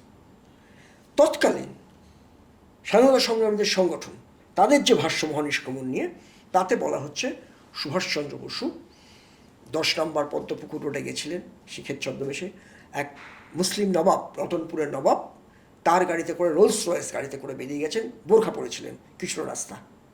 এবার আমার অনুসন্ধান শুরু হয়েছিল সাংঘাতিকভাবে, অনেক ধাক্কা লেগেছে যে সত্যি তো সিআইএ রিপোর্ট তো মিথ্যা হতে পারে না। এরা বলছে কয়েক ফারলাং দূরে ছিল। এই মহানিষ্ক্রমণের ব্যাপার নিয়ে প্রচুর স্ববিরোধিতা আছে। শুধু তাই না, যারা ভার্সানটা দিয়েছেন শিশির বসু 2070-এ, 41 সালের বই আমরা পাচ্ছি 70-71 সেমিনারে, অনেক ভুলভ্রান্তি আছে, অনেক ভুলভ্রান্তি আছে। অশোকনাথ বসু লিখছেন, তার মধ্যে পার্থক্য আছে লেখার মধ্যে, সেটা বলতে গেলে তো রামায়ণ হয়ে যাবে, বিরাট বড় হয়ে যাবে। কিন্তু দেশের মানুষের জানা দরকার একটা ইমেজ তৈরি। ইন্দিরা গান্ধীর সঙ্গে, তারপরে ইন্দিরা গান্ধীকে চিঠির উত্তর দিয়েছিলেন মহানিষ্ক্রমণ, আমরা জানি না, কিন্তু সেই উত্তরটা আমরা পাইনি। তারপরে দেখলাম ইন্দিরা গান্ধীর সঙ্গে সখ্যতা, নেতাজি রিসার্চ ব্যুরোর কোটি কোটি টাকার ব্যাপার, অমিয়নাথ বসুর সঙ্গে গণ্ডগোল, হেমন্ত বসুর ডেড বডি এসছে বা প্রেসের সামনে, তার দাদাকে ধাক্কা দিয়ে সরিয়ে দেয় অন রেকর্ড, বলছে আমি শিশির বসু মালা দেয় ফার্স্ট। তখন অমিয়নাথ বসু এবং তার সুব্রত বসু ইত্যাদি, এরা সবাই আলাদা শরৎচন্দ্র বোস একাডেমি করে রিসার্চ ব্যুরো থেকে সরে গেছিল। এটা হিস্ট্রি। এবং দেখা গেছে যে শিশির বসুর পরিবারই নেতাজি রিসার্চ ব্যুরোকে সব কিছু করছেন, ওনারা অনেক খেটেছেন, নেতাজি নিয়ে অনেক কাজ করেন, পাবলিকেশন আছে। আমার বক্তব্য, স্বচ্ছতার প্রয়োজন ছিল, ইতিহাসের প্রয়োজনে। দেখা যাচ্ছে যে ওখানে যে মহানিষ্ক্রমণের কথা বলা হচ্ছে, আমি যে ডোসিয়ার যেটা দেখেছি শিশির বসুর নামে যে ফাইলটা ন্যাশনাল লাইব্রেরিতে, ন্যাশনাল আর্কাইভে, যেটা এখানকার মিসিং হয়েছিল, তার প্রায় 27টার মতো পৃষ্ঠা নেই, ছেঁড়া। ওদের ওপরে তো পেজিং করে নেই কেন? দ্বিতীয়ত, ওখানে বলা হচ্ছে যে অ্যারেস্টের কথা বলা হচ্ছে, শিশির বসুকে অ্যারেস্ট করা হয়েছিল, যে মেডিকেল স্টুডেন্ট আনন্দমোহন সহায় ইত্যাদি হাওড়া স্টেশনে রিসিভ করতে গেছেন ফরওয়ার্ড ব্লকের সমর্থক হিসেবে। কোথাও নেই উনি গাড়িটা চালিয়ে নিয়ে গেছিলেন। অ্যারেস্টের ব্যাপারটাও মজার। শিশির বসু নিজেই লিখছেন, তিনি বাড়ি থেকে কলেজ করতেন, কলেজে আসতেন, আবার উনিকে অ্যারেস্ট হয়ে গেছিলেন। কেন অ্যারেস্ট হয়েছিলেন? যে টোটেনহামের যে সই করা চিঠিটা দেওয়া হচ্ছে সেখানে কিন্তু সই নেই, অ্যারেস্ট ওয়ারেন্টে তোমার সই নেই। বেশ, যেটা ইন্টারেস্টিং, উনি নিজে লিখেছেন ওনার বইতে, শিশির বসু কনফেশন, বলছে আমার নাম, আমি যখন লাহোর ফোর্টে ছিলাম শিশির বসু নাম ছিল না, আমার ওষুধের উপরে লেখা তো সানসার চাঁদ, সানসার চাঁদ। আমার প্রশ্ন, আমি আন্দামানের বইপত্র লিখেছি, ওখানে আমি ফাইলপত্র ঘাটার সুযোগ পেয়েছি, যত ফাইল যেখানে যেখানে, এখানে কলকাতা, কোথাও কোনো বিপ্লবীকে ব্রিটিশরা কিন্তু নাম পরিবর্তন করেনি, আনলেস অ্যান্ড আনটিল যতক্ষণ না সেই বিপ্লবী তার নিজের নাম পাল্টে দিচ্ছে। যেমন ক্যাপ্টেন বিশ্বজিৎ দত্ত, উনি রাধিকা দত্ত দিয়েছিলেন, আমরা পাচ্ছি রাধিকা দত্ত নাম, বিশ্বজিৎ দত্ত নাম নেই, এই ধরনের ডাক নাম এইসব। কিন্তু ওখানে সানসার চর্চা কীভাবে হলো, অর্থাৎ কোনোদিন প্রমাণ করতে পারবো উনি জেনেছিলেন। এবার বলছেন মধ্যরাতে গাড়ি চালিয়ে নিয়ে যাচ্ছেন, যে গণ্ডগোলগুলো রয়েছে আমি পয়েন্ট আউট করছি ধরে ধরে। নেতাজির যে অন্তর্ধান কক্ষ বলা হয় সেটা হচ্ছে প্রকৃতপক্ষে নেতাজির মায়ের ঘর। নেতাজির মায়ের বাবা প্রথম গুরুদেব অনুকূলচন্দ্র ঠাকুরের ছবি আছে, প্রথম গুরুদেব হচ্ছেন শ্যামানাথ, শ্যামানাথ মারা যাওয়ার পরে ওনার দীক্ষা নেন অনুকূলচন্দ্র, সেই ছবি রয়েছে। ঠিক তার পাশের ঘর, অর্থাৎ নেতাজি সাজগুলোর উত্তর দিকে ওইটা ছিল সুভাষচন্দ্রের নিজের ঘর। এটা আমি বসুবাড়ির সূত্রে জেনেছি, একদম ফার্স্ট হ্যান্ড ইনফরমেশন। পরবর্তীকালে রমেশচন্দ্র মজুমদার ইত্যাদি তাদের ক্রস রেফারেন্সে রাইট। অর্থাৎ নেতাজি যে ঘরে থাকতেন অন্তর্ধান কক্ষটাকে ভুল দেখানো হচ্ছে, পায়ের ছাপ করা হয়েছে, ওই সিঁড়ি দিয়ে নেমে এসছেন নয়। যে মেডিকেল সার্টিফিকেটের কথা বলা হচ্ছে উল্লেখ করে না রঞ্জিত বসুর নাম কোথাও নেই। নেতাজির ভাইপো সুরেশচন্দ্র বসুর বড় ছেলে, ডাকনাম কার্তিক, তার সঙ্গে আমার দীর্ঘদিন সখ্যতা ছিল, মারা গেছেন। তিনি লিখেওছেন নেতাজির গাড়িটা অ্যাডলার গাড়ি ছিল একটা, সেই অ্যাডলার গাড়ি কিন্তু উনি চালাতেন। পিছন দিকে একটা গাড়ির কারখানা ছিল, যাদবপুর থেকে নিয়ে নিয়ে পড়েছিলেন, কারখানা টাইপের পিছন দিকে ছিল, পিছনে বেরোবার জায়গা ছিল, প্রচুর শিখরা আসতেন, পাঞ্জাবিরা আসতেন। এই রঞ্জিত বসুর নাম কোথাও উল্লেখ নেই। রঞ্জিত বসু লুকিয়ে প্রেসিডেন্সি জেলের ইউরোপিয়ান ওয়ার্ডে নিয়ে গেছিলেন বার্তা, তার মুখ থেকে আমি বহুবার শুনেছি।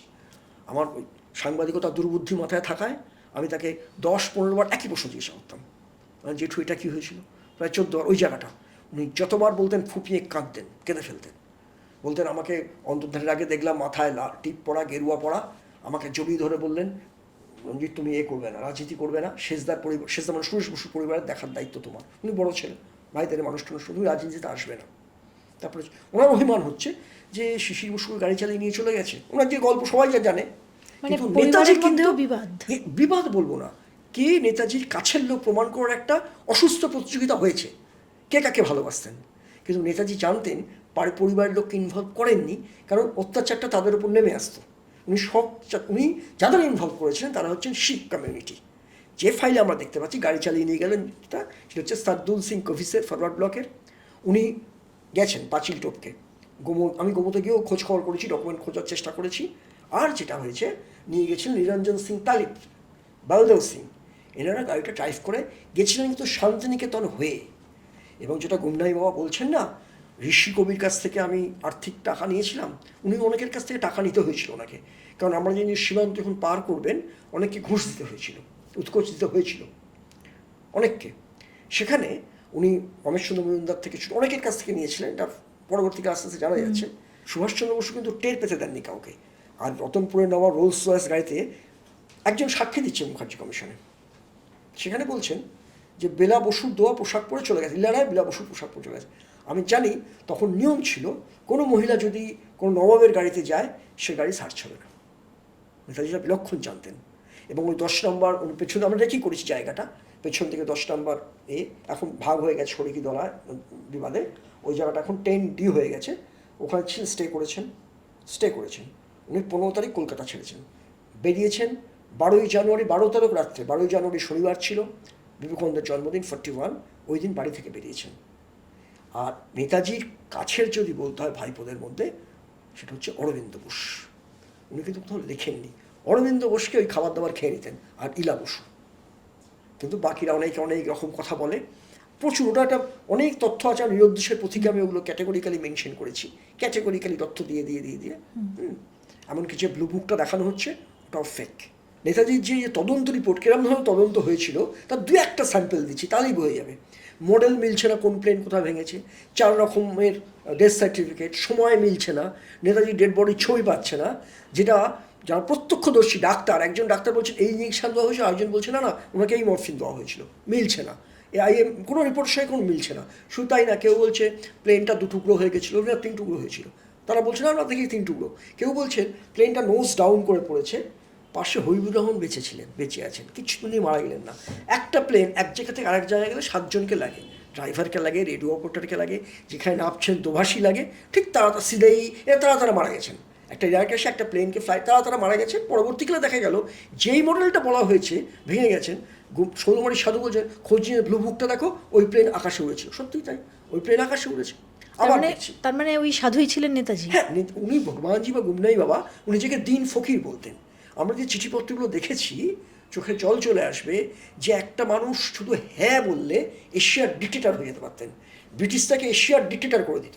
একটু যদি আপোষ করতেন, একটু যদি জওহরলাল বা গান্ধীজির সঙ্গে আপোষ করতেন, তাহলে তাকে আর কিছু ফিরে তাকাতে হতো না। রাজৈশ্বর্য ছিল। কিন্তু কতটা ত্যাগী, ভারতের মুক্তির জন্য কোন লেভেলে গেলে তিনি স্ট্যালিনের ওখানে যাচ্ছেন। অ্যাকচুয়ালি আজাদ হিন্দ সরকার কিন্তু স্বীকৃত সরকার, আমরা কিন্তু ট্রান্সফার হয়েছে, আমাদের ক্ষমতাতে আমাদের স্বীকৃতি দিয়েছে, ট্রান্সফার অফ পাওয়ার। এবার স্বীকৃতি স্ট্যালিন। আজকে বামপন্থীদের ইতিহাস পাল্টে দেওয়া দরকার, কারণ নেতাজি সারা যুদ্ধ সেকেন্ড ওয়ার্ল্ডে কোথাও রাশিয়ার বিরুদ্ধে একটা কথাও বলেননি, কমিউনিস্টের বিরুদ্ধে একটা কথাও বলেননি। হিটলারের ওখানে যারা ছিল তারা বলেছিল তোমরা হিটলার বললেও রাশিয়া আক্রমণ করবে না। তারপর তিনি 90 দিন জল সাবমেরিন দিয়ে যাচ্ছেন। উনি, আমরা দেখতে পাচ্ছি এখনকার ডকুমেন্টে সোভিয়েত রাশিয়া নেতাজিকে স্বীকৃতি দিয়েছে, ওখানে দূতাবাস ছিল। স্ট্যালিন আজকে যারা নেতাজিকে অনেক অকথা বলেছে ভারতের, তাদের পাল্টানো উচিত ইতিহাস। খোদ সোভিয়েত রাশিয়া, নেতাজির যুদ্ধ ছিল অ্যাংলো আমেরিকান ফোর্সের বিরুদ্ধে, আর কারোর বিরুদ্ধে না, ব্রিটিশ অ্যান্ড আমেরিকা যারা ভারতকে শোষণ করেছে। লাল বাহাদুর শাস্ত্রী কি দেখেছিলেন নেতাজিকে? বলা হচ্ছে এটার কোনো প্রমাণ আছে? প্রমাণ বলতে অনেক পরবর্তীকালে প্রেস, ওনার সিদ্ধার্থ সিনহা সম্ভব, শাস্ত্রী বোধ হয় নাতি সম্ভবত, বলছেন হ্যাঁ কোনো চশমার এর মধ্যে নাকি ছিল। তখন সাংবাদিকরা জিজ্ঞেস করছে আপনি বলেননি কেন? ললিতা শাস্ত্রী তখন বলছেন ভয় বলেননি। কিসের ভয়? কিসের ভয় মানে সাংঘাতিক ভয়। আমরা তো actually Commonwealth member, British Commonwealth member. আমরা তো সেই অর্থে স্বাধীন নই, বলতে গেলে হয়তো অন্যরকম আসবে কথা। সেই অর্থে লাল বাহাদুর শাস্ত্রীর মৃত্যুও কি এর সঙ্গে জড়িত? আমার দৃঢ় বিশ্বাস, আমরা এই নিয়ে এগিয়েছিলাম। কারণ তাসখান্দে থেকে একজন ভাষণ দিচ্ছেন সুভাষ বসু বলে, সেইটা মুখার্জি কমিশন এসেছিল। আমরা বারবার চেয়ারম্যানকে বলছি, চেয়ারম্যান বারবার সেন্ট্রাল গভর্নমেন্টকে লিখছেন যে কে সুভাষ বসু, তাসখান্দ রেডিওর ভাষণ, টেক্সট বেরোলো না। কিন্তু 55-এ মিস গ্যালিনা, হিন্দি ডিপার্টমেন্ট মস্কো, সেখান থেকে একটা চিঠি পাঠিয়েছেন, সেটা ডিক্লাসিফাইড ফাইলে আমরা পেয়েছি। তাতে মিস গ্যালিনা লিখছেন গভর্নমেন্ট অফ ইন্ডিয়াকে, যে স্টেটমেন্ট দিয়েছেন যে সুভাষ বসুর অনুমতি ছাড়া নেতাজির হোয়ার অ্যাবাউটস আমরা বলবো না। এবার তৎকালীন যারা নেতাজির এয়ারক্রাফট তত্ত্বে বিশ্বাসী, তারা বললো না, ওখানে তো সুভাষ বসু সুভাষবাবু বলেছেন, সুভাষ বোস তো বলেননি, টাইটেল পদবি তো বলেননি। বেশ, আমরা খোঁজ করে দেখলাম 3 জন ছাত্র, ওরা বলছে 6 জন ছাত্র সুভাষ নামে গেছে, কেউ বসু না, একজন শর্মা, একজন পান্ডে, এরকম 3 জনের নাম, কেউ না। এবার আমরা যদি কমিউনিস্ট জামানা, ওই সময় একটা ভারতীয় ছাত্র মস্কো রেডিওর মধ্যে ঢুকে গেল, সে বেতার ভাষণ দিল, এটাকে বিশ্বাস করা যায়? Next to impossible. অথচ ওই বিগ মিডিয়া, বিগ সাংবাদিক, তারা কিন্তু এটাই বলার চেষ্টা করছে, না তাসখান্দ রেডিও থেকে ভাষণ দেয়নি, তার টেক্সটটা আজও পাইনি আমরা, ওনার বক্তব্য কী ছিল জানতে পারছি না আমরা। ফলে একটা প্রচুর ফাইল কিন্তু আটকে আছে, যতক্ষণ চিন্তা চেতনার মধ্যে পার্থক্য আসছে। ইন্টারন্যাশনাল একটা প্যাক্ট টাইপের হয়ে গেছিলো, যার জন্য 1971 আর 72 খুব গুরুত্বপূর্ণ। ইন্দিরা গান্ধী বেঁচে আছেন। 71-এর জানুয়ারি মাস, তখনও বাংলাদেশ মুক্তিযুদ্ধ শুরু হয়নি। তখন 14 রাষ্ট্রের সঙ্গে ইউএনওর সঙ্গে একটা চুক্তিতে সই করে। সেই চুক্তিতে ভারতও সই করেছিল। 12 জানুয়ারি ছিল দিনটা, বিবেকানন্দের জন্মদিন। সেটা আমরা জানতে পারলাম 12 সেপ্টেম্বর বেরোলো। তার বক্তব্য কি, যদি কোনো ভারতীয় বা কোনো ওয়ার ক্রিমিনাল আসেন, তাকে প্রত্যর্পণ করা হবে, ইন্টারন্যাশনাল কোর্ট অফ জাস্টিস তার বিচার হবে। কেন 71? কারণ 30 বছরের যে ব্যাপারটা ছিল, 30 বছর ওরা ফিরে এলে, নেতাজি তো 30 বছর আর সরামে এলেন না, 71 সালে করতে হয়েছিল। তখন ওয়ার ক্রিমিনাল কে ছিলেন? 72-তে আমরা দেখতে পাচ্ছি খোসলা কমিশন রান করছে, তার দেখতে পাচ্ছি নেতাজি সম্পর্কিত ফাইল পুড়িয়ে দেওয়া হয়েছে ইন্দিরা গান্ধীর আমলে। তার কাভারের ছবি মুখার্জি কমিশনে আমরা পেয়েছিলাম, বইতেও দিয়েছি আমি, ছবি পোড়ানো হয়েছে। বলা হলো মোহাম্মদ ইউনুস, মানে আপ্তসহায়ক নেহেরুর, সেখানে file, Netaji file top secret নেহেরুর কাছে ছিল, বলছে আইদার মিসিং অর ডেস্ট্রয়েড। অদ্ভুত ল্যাঙ্গুয়েজ, আইদার ডেস্ট্রয়েড অথবা মিস, এটা কথা হলো, নয় ডেস্ট্রয় করা হয়েছে সজ্ঞানে, আর নয় মিসিং। মিসিং কি করে হতে পারে? মিসিং বা ওই ত্রিমূর্তি ভবন থেকে কি করে মিসিং হবে, কি করে ডিস্ট্রয় হবে, এমন কি ছিল। উনি মেনটেন করতেন সুভাষচন্দ্র সম্পর্কে দীর্ঘদিন কে কী করছে, কোথায় কী সব খবর রাখা হতো। গুমনামি বাবাকেও কি নজরে গুমনামি বাবা রাখতেন? ব্যাপারটা যতটুকু আমরা প্রকাশ্যে এসছে, গুমনামি বাবার আগের আসার কিন্তু স্টোরি রয়েছেন। যারা প্রতিষ্ঠা করছেন 63 সালে দুম করে এলেন, ব্যাপারটা এরান নয়। স্ট্যালিন 53-তে মারা যাচ্ছেন রাশিয়া, তখন কিন্তু ওই সময় কিন্তু ভারতবর্ষে সুভাষচন্দ্র প্রবেশ করেছেন। তার বিভিন্ন জায়গায় অস্তিত্ব আমরা পাচ্ছি, কিছুটা বিক্ষিপ্ত, কিছুটা খুব কংক্রিট পাচ্ছি আমরা। কোথায় কোথায় গেছিলেন, বেনারস থেকে শুরু করে বিভিন্ন জায়গায়। কিছু কিছু মানুষের সঙ্গে নেতাজির খুব হ্যাঁ, যোগাযোগ থাকছে, ছিল, হয়েছে হয়েছে মানে যোগাযোগ গুমনামি হয়েছে। বাবার কিন্তু উনি ভুলেও সুরেশ বসু ছাড়া আর কারোর সঙ্গে যোগাযোগ ছিল না। পরোক্ষভাবে সুরেশ বসুর সঙ্গে যোগাযোগ ছিল। মানে পরে 45-এর পরে যখন সুরেশ বসু মৃত্যু সংবাদ শুনে ওই গুমনামি সন্ন্যাসী হাউ হাউ করে কেঁদেছিলেন। নেতাজির শেষদাদা মারা যাচ্ছে, একজন অনামী সন্ন্যাসী কাঁদবেন কেন, ওইটা ছাড়া। আর এদিকে আমরা দেখব 59-এর শেষ দিকে শৌলমারি আশ্রম, যেটা অনেক অনেক ব্যাখ্যা দেয়। অনেক পণ্ডিত গবেষকরা বলেন নয়, আইবি ফাইল এই বলছে সেই বলছে। গভর্নমেন্ট অফ ইন্ডিয়ার আইবি ফাইল বেরিয়েছে, শৌলমারি সাধু নেতাজি নয়। শৌলমারি সাধু নিজে বলছেন শৌলমারি সাধু নেতাজি নই আমি। কিন্তু যেটা দেখার দরকার, টাইম ফ্রেমটা দেখা দরকার, যেটা দেখা হয় না। এটা মিস্টেক করে ফেলেন। আমি কারোর প্রতি অসম্মান করছি না, যারা শৌলমারির তত্ত্ব উড়িয়ে দেন তাদের বলছি। ডিসেম্বরে আনা হচ্ছে, আইনিটাকে আনার চেষ্টা করা হচ্ছে। কোথায় ওরা জানছে, মানে নেতাজি যে রাশিয়ায় নেই বুঝে পেরে গেছে এরা। এবার 62 সালের ফেব্রুয়ারি মাসে নেতাজির বেঙ্গল ভলেন্টিয়ার্সে ক্লোজ দুজন মেজর ছিলেন, নেতাজির দোয়া। নেতাজি জিওসি ছিলেন, মেজর হচ্ছেন একজন যতীন দাস, যিনি 63 দিন অনশন করে মারা গেলেন, আর মেজর সত্যভূষণ গুপ্ত আর একজন। এই মেজর সত্যভূষণ শৌলমারি আশ্রমে গেলেন, ক্যাপ্টেন বিশ্বজিৎ দত্ত সঙ্গে ছিলেন। গিয়ে ওখানে 3 দিন ছিলেন আশ্রমে। এবার বেরিয়ে এসে উৎসাহের বসে কলকাতায় না ফিরে আলিপুরদুয়ারেই প্রেস স্টেটমেন্ট দিলেন, চন্দ্র সূর্য মিথ্যা হতে পারে, শৌলমারির সাধুই আমাদের সুভাষচন্দ্র বসু। একদম পরিষ্কার। এবার আশ্রম থেকে তা বলা হলো, আপনি কেন বলেছেন? সুভাষচন্দ্র সারদানন্দজি বলছেন না, আমি সুভাষ বসু নই, দেখে যাক নই। এখানকার গোপন, তারপর ওটা বলার পরেই স্নুপিংটা শুরু হয়ে গেল। প্রফুল্ল সেন মুখ্যমন্ত্রী, তার চিঠিতে দেখা যায় তিনি বলছেন যে না না, শৌলমারি আশ্রমের সাধু একজন পণ্ডিত মানুষ, নেতাজি কিনা জানি না। অন্যদিক থেকে একটা অ্যালিগেশন হলো উনি একজন খুনি, স্বাধীনতা সংগ্রামী, লুকিয়ে আছেন ওখানে। ঠিক যেমন ভগবানজি গুমনামি বাবার ক্ষেত্রে করা হয়েছিল, একদম মিলিয়ে যাবে অঙ্ক, দেখবেন মিলিয়ে যাচ্ছে। এরপরে ওখানে কমপক্ষে 3 জন শৌলমারি আশ্রমের ড্যামেজ ছিল সুভাষচন্দ্র বসু। তার মধ্যে ওই কবির রোড, 1 নম্বর কবির রোডের আসতেন কারা ছিলেন, যে শৌলমারির সাধু চারদিকে ঘুরে বেড়াচ্ছেন, 66 সালে আশ্রম ভেঙে দিয়ে চলে গেলেন, দেরাদুনে গিয়ে মারা গেলেন 77 সালের এপ্রিলে, তিনি ডান নেতাজির। আর গুমনামি বাবা, আর ওখানে একটা প্রশ্ন তোলা হয়, শৌলমারির সাধু উনি স্টেটমেন্ট দিচ্ছে আমি নই, অথচ এমন একটা আশ্রম যেখানে কোনো দেবদেবী নেই, সে আশ্রম চত্বরে অখণ্ড ভারতের মানচিত্র রয়েছে, প্রার্থনা মন্ত্র, বাচ্চারা ছেলেরাও থাকে প্রার্থনা মন্ত্র, ওম বুদ্ধায় নম, ওম খ্রিস্টায় নম, মোহাম্মদায় নম, ওম কৃষ্ণায় নম, এইসব তার প্রুফ ভগবানজির ঘরে পাওয়া গেছে। এবার শৌলমারি আশ্রমের সাধু নিজে কি বলছেন, সবার সঙ্গে আসল যে শৌলমারি আশ্রমের সাধু যে সারদানন্দজি, কারণ উনি সন্ন্যাস নিয়েছিলেন 14 সালে, যখন 1914 সাল বন্ধুদের চিঠি দিচ্ছেন সারদানন্দ করে, সন্ন্যাসের নাম।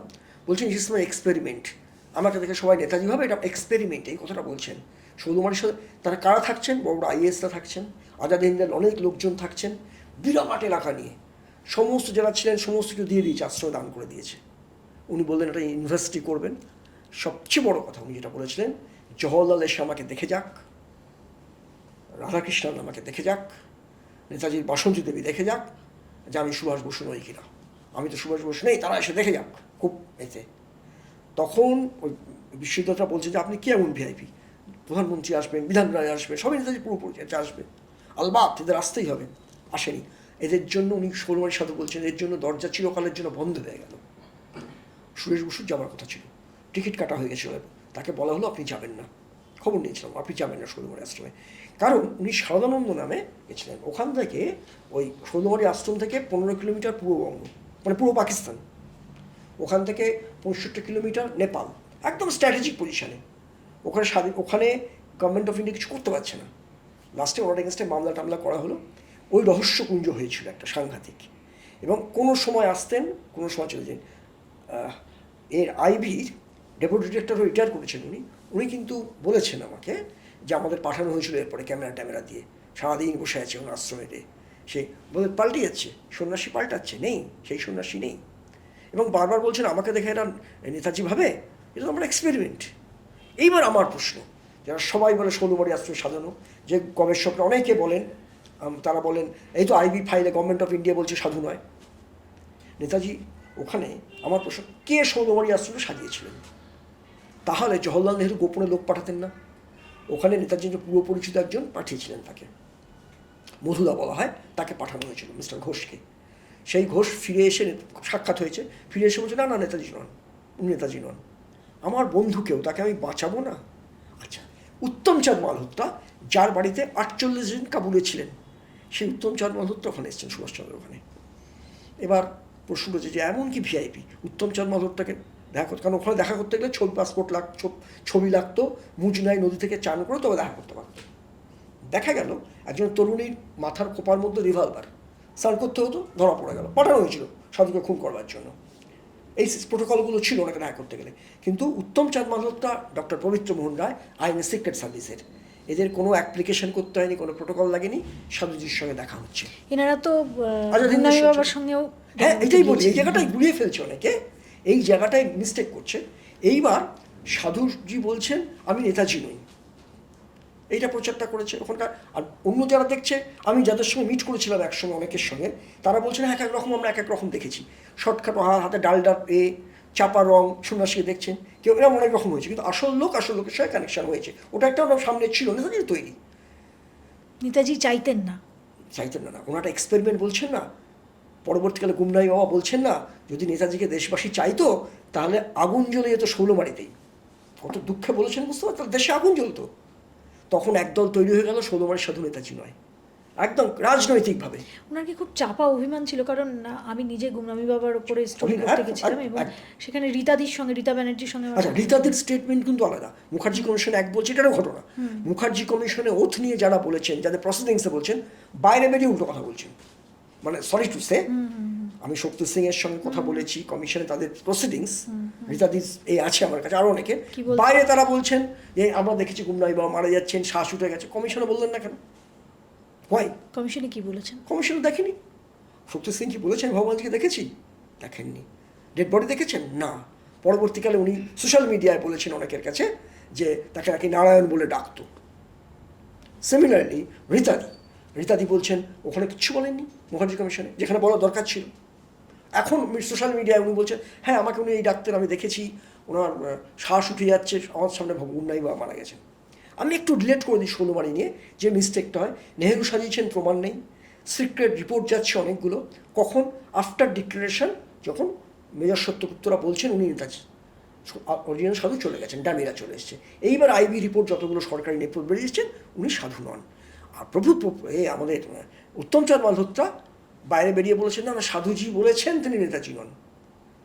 তখন এবার সাধুজি খেপে গেছে, একটা চিঠি লিখেছে যে তোমার মতো ব্লান্ট হেডেরকে আমি উত্তর দিতে চাই না। অর্থাৎ পরবর্তীকালে ক্ষমা চেয়ে উত্তমচাঁদ মালহোত্রা বলেছেন উনি নেতাজি, আমি ভুল করেছি, বুঝতে পারেননি। উনি কি বলাতে চেয়েছেন? সাধুজি বলেছেন নেতাজি, অর্থাৎ নেতাজি বলেছেন আমি নেতাজি, এরকম ব্যাপারটা হয়ে গেছে। এবার আমাদের আমাদের ডক্টর পিকে রায়, এই তো মন্ত্রগুপ্ত ছিল, এই পবিত্র কুমার রায়, উনি সিক্রেট সার্ভিসের নেতাজির সঙ্গে, একটা ইন্টেলিজেন্স অফিসার, তার সিনিয়রকে চিনতে কখনো 2.5 দিন থাকতে হয়, 2.5 ঘন্টায় চেনা যায়। 2.5 ঘন্টায় চিনতে পারবে ইনি কে। ওয়াই তিনি 2.5 দিন ওখানে স্টে করলেন? উত্তমচাঁদ মালহোত্রা লিখছেন যে আমার সঙ্গে হিন্দুস্তানি ভাষায় হিন্দিতে কথা বলছেন সাধুজি, আর ডক্টর রায়, পবিত্রমোহন রায়ের সঙ্গে বাংলায় কথা বলছেন, আর মাঝে উচ্চস্বরে হাসছেন। আমরা দেখব সাধুজি আশ্রমে চলে গেছেন, সেই মিসিং লিঙ্ক পবিত্রমোহন রায়কে পাচ্ছি আমরা গুমনাই বাবার ওখানে। একটা ইন্টেলিজেন্স অফিসার, সে কখনো বলবেন ষোলমারির সাধু নেতাজি ছিলেন? কারণ একটা চেইন সিস্টেমে অনেকে ফেসে যেত, অনেকে বিপদে পড়ে যেত, অনেকে প্রাণ সংশয় হতো। কিন্তু দেশের মানুষ তো নেতাজিকে চাইছেন, কেন তিনি? দেশের মানুষ চাইছে, দেশের মানুষ যারা নিয়ন্ত্রণ করে তারা চাইছে না। এটাও শোনা যায় যে মুক্তিযুদ্ধে নাকি নেতাজি এসেছিলেন না, আমরা কিছু মুখার্জি কমিশনের সাক্ষী পাচ্ছি, সেখানে বলছেন উনি মুখার্জি কমিশন থাকছেন, ওরা একদম বিভিন্ন জায়গায় নেতৃত্ব দিয়েছেন, কীভাবে থাকছেন তারও বর্ণনা আছে। এবং ওই গান, ওই জাতীয় সোনার বাংলাটা সুভাষচন্দ্র বসু মান্দালাও যে নিজে হাতে লিখেছিলেন, ওটাই রাষ্ট্রীয় সঙ্গীত হয়েছে, সংবিধান পাওয়া যাচ্ছে, বাংলাদেশের ম্যাপগুলো পাওয়া যাচ্ছে।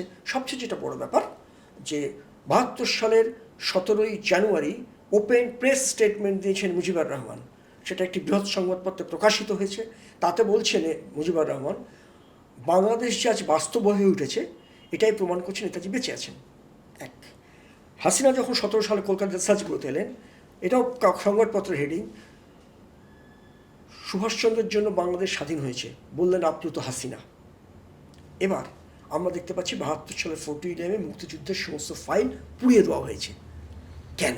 72 সালে নেতাজির ফাইল পুরানো হলো, মুক্তিযুদ্ধের ফাইল পুরানো হলো, কোন গভীর সত্যকে ধামাচাপা দেওয়ার জন্য। এবং ওই দেশের একজন ঐতিহাসিক তিনিও বলেছেন অনেক কথা, বিস্তারিত অনেক কথা হয়ে যাবে, তবে উনি গুমনামি বাবা কিন্তু বলেছেন আমি স্ট্র্যাটেজিস্ট, এবং 16 মাইলটা একটা জায়গা ছিল কীভাবে ঢোকা যায় কাছে বাংলাদেশে, এবং তৈলক্য মহারাজের চিঠি আমরা পেয়েছি গুমনামি বাবার ওখানে, পরিষ্কার প্রমাণিত হচ্ছে গুমনামি বাবা তৈলক্য মহারাজ চিঠি লিখছেন যে আমরা এখানে আপনার অপেক্ষায় রয়েছি পুরো লড়াইয়ের জন্য। আর গুমনামি আর তৈলক্য মহারাজের মৃত্যুটাও খুব দুঃখের, দিল্লিতে ওনাকে ইন্দিরা গান্ধীর সঙ্গে ডিনার করা, তারপর দিন আমরা তার মৃত্যু সংবাদ পেয়েছিলাম। গবেষক এবং যারা নেতাজিকে নিয়ে লড়াই করছে তারা এক হতেও তো পারছে না। এক হবার কারণ হচ্ছে এটা সবসময় যে কোনো আন্দোলনে হয়, মুখার্জি কমিশনে তারা প্যাসিভ ছিলেন, বা পরবর্তীকালে ডকুমেন্ট বেরিয়ে সেই ডকুমেন্টগুলো পড়াশুনো করছেন না। এমন ব্যাপারটা হচ্ছে after all two human being, মানুষের অনেক ব্যক্তিগত চাওয়া পাওয়া থাকে, উচ্চাকাঙ্ক্ষা থাকে, সেটাও অনেক সময় গবেষণাকে হ্যাম্পার করে। ফলে সত্যের জন্য যেটা মনে হয় ভারত সরকারের কাছে আবেদন আবারও রাখবো ছাইয়ানার কৌশল আটকাচ্ছিবার জন্য, সেটা হচ্ছে ইনকমপ্লিট মুখার্জি কমিশনকে কমপ্লিট করুক with the help of national and international jurist.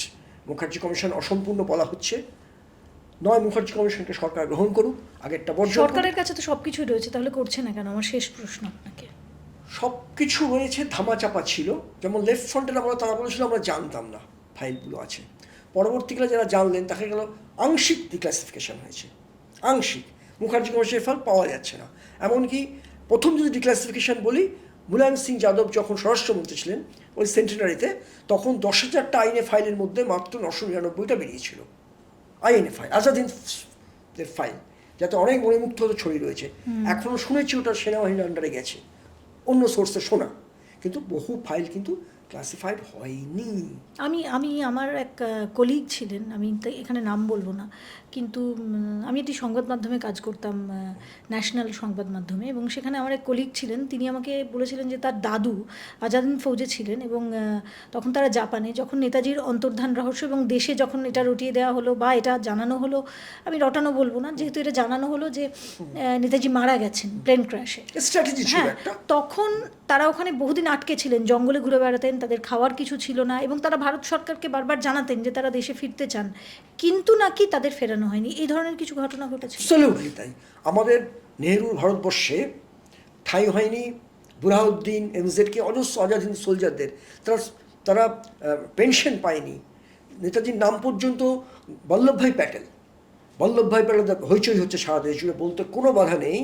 তার সঙ্গে নেতাজির গণ্ডগোল হয়েছিল, নেতাজি গণ্ডগোল বলবো না, বল্লভভাই প্যাটেলের দাদা বিঠলভাই প্যাটেল বিরাট অ্যামাউন্টের অর্থ নেতাজিকে দিয়ে গেছিলেন উইল করে। তার তখন বল্লভভাই প্যাটেল বিরোধিতা করে মামলা করেছিল সুভাষচন্দ্রের বিরুদ্ধে। পরবর্তীকালে সুভাষচন্দ্রের বিরোধিতা করে গেছেন। শুধু তাই না, প্রথম উপপ্রধানমন্ত্রী এবং স্বরাষ্ট্রমন্ত্রী যখন হলেন নেহেরু মন্ত্রিসভার, উনি হুকুম জারি করেছিলেন, তার রেকর্ড ফাইলে বেরিয়ে এসছে, সেনাবাহিনীতে যেন একটিও আজাদি জওয়ানকে তরুণকে নেওয়া না হয়, নাম্বার 1। নাম্বার 2, সেনাবাহিনীর কোনো ব্যারাকে, ক্যান্টিনে, অফিসে নেতাজির ছবি টাঙানো যাবে না। আজকে আমরা বলি, অনেকে আপত্তি করবেন, আমার কোনো রাজনৈতিক বাধ্যবাধকতা নেই, আজকে তো উনি কংগ্রেসের নেতা, বল্লভভাই প্যাটেল ছিলেন কংগ্রেসের নেতা একজন, তাতে বর্তমান যারা আছে তাদের তো কোনো দায় নেই। আজকে বল্লভভাই ঐক্যবদ্ধ, যদি বলতে হয় হিন্দু মুসলিম শিখ ইসাই জনজাতি, ভারতবর্ষ শুধু নয়, দক্ষিণ পূর্ব এশিয়ার সমস্ত মুক্তিকামী মানুষকে এক করেছিলেন নেতাজি। শ্যামাপ্রসাদ মুখার্জি প্রাণ দিলেন ভারতের ঐক্য রক্ষার্থে, তারটা একতা দিবস হয় না, দুঃখের ব্যাপার। আমাদের সময়টা অনেক শেষ, এবং নেতাজি একটা চ্যাপ্টার নয়, একটা বই, যে বইটাকে পড়ে শেষ করা যায় না, যার পরতে পরতে শুধুই রহস্য। মহাভারতের মতো ঘটনার পর ঘটনা, এবং মহাভারতের সময়ের যে ষড়যন্ত্র, সেই ষড়যন্ত্রও বোধহয় এই ষড়যন্ত্রকে হার মানিয়ে, এবং বছরের পর বছর ধরে চলছে। আমরা আশা করতে পারি, কিন্তু বছরের পর বছর ধরে এই আশাই আমরা করে যাচ্ছি। আমরা জানি না এই সত্যগুলো সত্যি সামনে আসবে কিনা, এবং যে মানুষগুলো এই সত্যগুলো সামনে আনছেন তাদেরও কিন্তু প্রাণের ঝুঁকি আছে, তাদেরও ভয় আছে।